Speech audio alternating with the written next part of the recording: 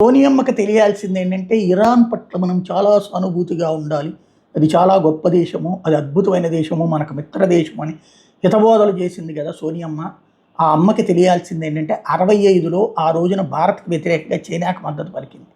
71లో భారత్‌కి వ్యతిరేకంగా పాకిస్తాన్‌కి మద్దతు పలికింది. అలాంటి దేశానికి మనం యుద్ధ సందర్భంలో ఏం సాయం చేస్తాం? అట్లని మనం ఏం ద్వేషించట్లా. లేదంటే పాకిస్తాన్ ఇచ్చినట్టు మన ఎయిర్ బేస్లు ఇవ్వట్లేదు ఇరాన్ మీద దాడి చేయడానికి ఇజ్రాయెల్కి అమెరికాకి. మనం ఇవ్వలేదనే పాకిస్తాన్ అది నెత్తిన పెట్టుకుంది. ఆ మాత్రం కామన్ సెన్స్ కూడా లేదు, ఆ మాత్రం నాలెడ్జ్ కూడా లేదు అంటే ఉండినే నాటకం ఆడుతోంది ఆవిడ.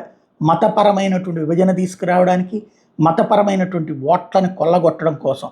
మరొకటి గుర్తుపెట్టుకోవాల్సింది ఏంటంటే అసలు ఇరాన్కి సంబంధించింది జోరాస్ట్రియన్ మతానికి సంబంధించినటువంటి దేశం. అంటే పార్సీలు మన దేశంలో కూడా ఉంటారు.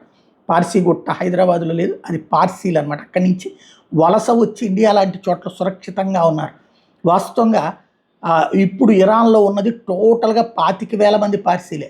బట్ భారతదేశంలో ఉన్నది 58,000 మంది పార్సీలు. అంటే చివరికి నిజమైనటువంటి ఇరాన్ ప్రజల్ని కాపాడిన దేశం భారతదేశం అన్నటువంటి విషయాన్ని గుర్తుపెట్టుకోవాల్సినటువంటి అంశం. ఇరాన్ అలాంటి వాళ్ళని నాశనం చేసి ఎక్కినటువంటి గద్దె కొమైనీది. ఇప్పుడు అతనికి ప్రాబ్లం వచ్చింది. అలాగని చెప్పేసి మనమేమి ద్వేషించట్లేదు, దూషించట్లేదు. ఫస్ట్ విదేశాంగ విధానం, రక్షణ విధానం ఆలోచించాలి.